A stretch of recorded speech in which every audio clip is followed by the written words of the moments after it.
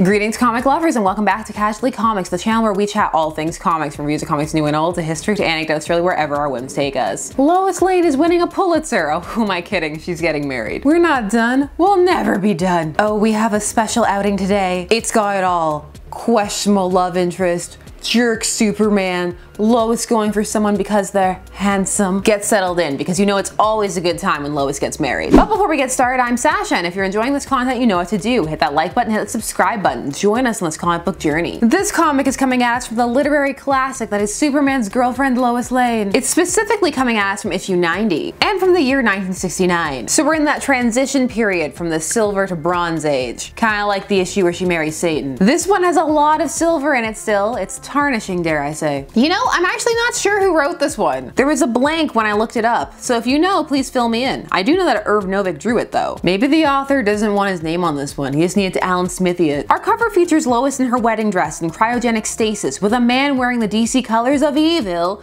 purple and green. Those are Lex's colors. She can't resist. What a fool I am not to have married Lois. Now I've lost her forever. Is he punching their plaque? Contain yourself, man. Wait till you get home to your bust cave of solitude. Here in suspended animation sleep Darnell of Krypton and his bride Lois of Earth, who will awaken in the year 2169 to begin a new and happy life together. Zaplam had a time machine that could take Lois to the future instantly. Step up your game, Darnell. Featuring Lois Lane's future husband. Yes, we know. The plaque told us. Our teaser page features Lois being pulled in two directions, one by Darnell to the future and the other by Superman into the present. Clearly neither are using close to their full strength, or this would be a very bloody first page. Our story starts properly with Lois passing out her typewriter at work. When she awakens, the story she typed is gone and her photos have gone too. They were on her desk, but now what's left there is the undeveloped role. The mysterious sensation and events continue all day, like when she's in the lounge and suddenly she's in her nightie and not her work clothes. So she grabs her raincoat and heads home. In fact, she's so shaken she decides to take a few days off. Yes, that much abrupt cheesecake would take its toll on anyone. She goes to see her parents on a farm. Yes, at this point in the history of DC Comics, she has farmer parents like Clark. Mother, Dad, it's great seeing you again. Was Lois replaced by a pod person? Greetings, parental units. It is wonderful to be in your presence once more. However, that afternoon while walking, the whole world seems to warp around her and she has a vision of a knight in shining armor coming towards her to save her. But when she comes back to reality, it's a man on a motorcycle. Is that the Marn at that time equivalent?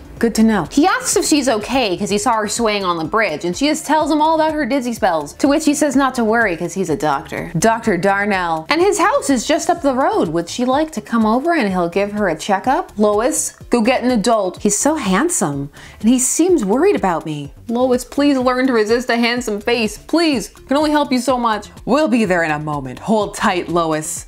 Say, how does he know my name? I guess the local gossip grapevine spread the word that I'm visiting my folks. Yeah, that sounds— run, Lois, run! She gets to his house and is impressed by the estate, but wonders about his locked greenhouse. Those are rare specimens I use for experiments in genetics. It's a hobby of mine. You know, there comes a point where you just have to accept the fact that Lois views the world differently than we do. Who doesn't indulge in some casual genetic splicing on the weekends? He takes her to his lab where he shows her equipment she's never seen before and she just gets in. And yes, part of it is because she thinks he's, to use her words, a dreamboat. I guess it works because next panel she's asking about his fee. Call me Rick, and let's say that meeting you is payment enough. Phew, I thought that was going somewhere different. He then takes her to his lab proper and impresses her with his experiments in limb regeneration and creating artificial organs as placeholders while new ones are grown. This is the scoop of a lifetime, but does Lois do anything about it?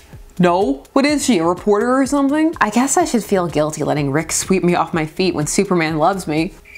But we aren't engaged yet, and Rick is dreamy. Lois feels no guilt about cheating on Supes. You heard it here first. Rick takes Lois on a picnic date, but they never make it because there's a terrible accident up a mountainside. And Rick is a doctor, and Lois has nurses training. That was a plot for a while. She quit to be a nurse for a while. It was a thing, and yes, it had to do with Superman. Lois finds a survivor, but he's dying. But over the radio, Rick basically instructs her to do some kind of Vulcan neck pinch, and it saves him. Does Clark know how to do this stuff too, but he just isn't? I have questions. The two share a kiss, because nothing hotter than saving a man's life. But Lois surprisingly actually has questions about just how Rick knows the things he does. And you know what? As sketchy as he's about to become and be and is, He does actually answer this question. He tells her the truth. He's not from Earth, but from a more advanced planet. Of course. He tells her that he was a plastic surgeon who could fix things down to a molecular level. A few moments in this ray will make your ugly features beautiful. Yes, a de-uglifying ray. What an advanced society. Okay, are you ready for it to get weird? Because it's about to get real weird. I'm your personal Miss Universe. Your ideal? Not entirely. I adore you, but, well, let me show you my idea of the perfect girl. Step into this plastomold. A painless process will reshape you temporarily into my dream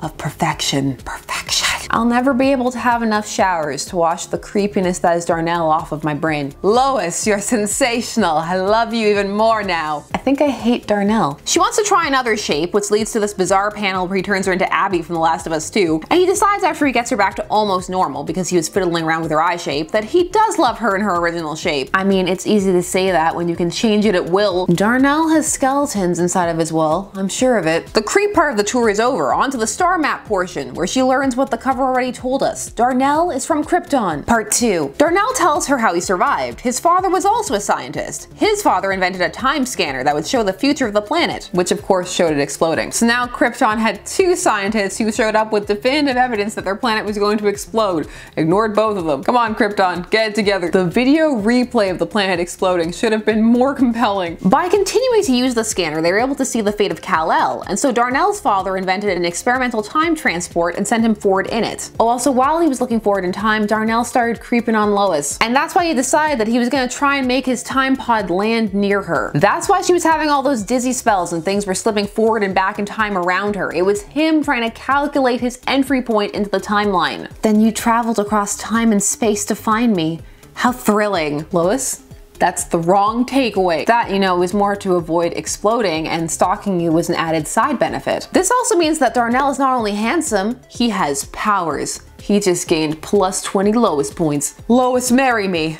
Then when you become your normal self, we'll go to the future and start a new life together. Why? Why can't they just stay in the present? Lois, however, is more concerned about the fact that she has a date with Superman the coming week. She says she'll go on that, see how she feels, then give Darnell an answer. Oh, this date. I don't think we've seen Superman be this awful yet. And yes, that's including the time he sat there and let a fake Wonder Woman beat her up. Superman appears, but he says that she has to drop everything. Go get a wedding dress that he picked out because they are getting married. Correct. Get dressed as a bride, grab a cab, and meet me at the License Bureau in City Hall. Lois does all this, but when Superman gets there, she's in for a rude awakening. This wasn't some grand, romantic, spontaneous gesture. Superman is using her as bait. Killer Craven just escaped from prison and we can't locate him, but he once swore to kill the woman I marry on the day of our wedding. You mean you're setting me up as bait? For a killer? Exactly! We must convince Craven we're man and wife. I knew you'd go along with the gag, Lois. I'm sorry, wasn't there talk about how Superman loved her earlier? Love. Using your significant other as bait, and also teasing them with the thing they want the most. They put on a whole fake reception and Lois is distraught, which onlookers take as tears of joy. They get into a fight at this wedding, and I am not a fan of how he grabs her arm here and tells her to stop making a spectacle of herself. This is broken up by Craven, who shoots her with a machine gun, but her gown was bulletproof. Her heart isn't though, and she breaks up with Superman. And she tells him she's marrying somebody else, someone better, handsomer, also powers, and she's going to the future. A super being? Life in the future. She's trying to make me jealous with that ridiculous story. Not everything's about you, Clark. Darnell shows up outside and says that he saw the whole thing and figured that, well, he's definitely in now. He whisks her off to his time machine and lets her know they're gonna have to go into suspended animation, something he hadn't told her before, which she agrees to, but it's more to spite Superman than anything else. Her family, her friends, who cares? She's got Rick Darnell. He's handsome, super, and does genetic experiments. What more do you want? However, there's a problem. The gas isn't knocking him out because of the powers he's developed by being on Earth. I don't know how far into the future they're planning on going, so I can't just say, just wait it out, Darnell. So he decides that he has to do something about this. He has to find a way to make himself weaker. So he goes to Superman's Fortress of Solitude, breaks in, steals some kryptonite, and comes back. Should've just asked Jimmy for some. And so all seems well as he drifts off to sleep. But obviously the fact that he stole from Superman alerts him, and he shows up, and in a fit of self-pity starts beating up the inscription Darnell left, which wakes up Lois. What kind of bargain basement sleeping gas is this? Lois goes to console Superman, but then seems to remember, wait, he used me as bait and fake married me. I'm going back to the time capsule. But Superman won't let her go back to the pod, because we had to find a way to get rid of Darnell. Somehow the gas and kryptonite combined and turned him into kryptonite. Lois is understandably upset. More horrible things on an already horrible day. Plus, she loved him or something, I guess. We had our whole future planned. No, you didn't. Unless going there was the whole plan. I shouldn't have agreed to go into the future with him. Don't blame yourself, Lois.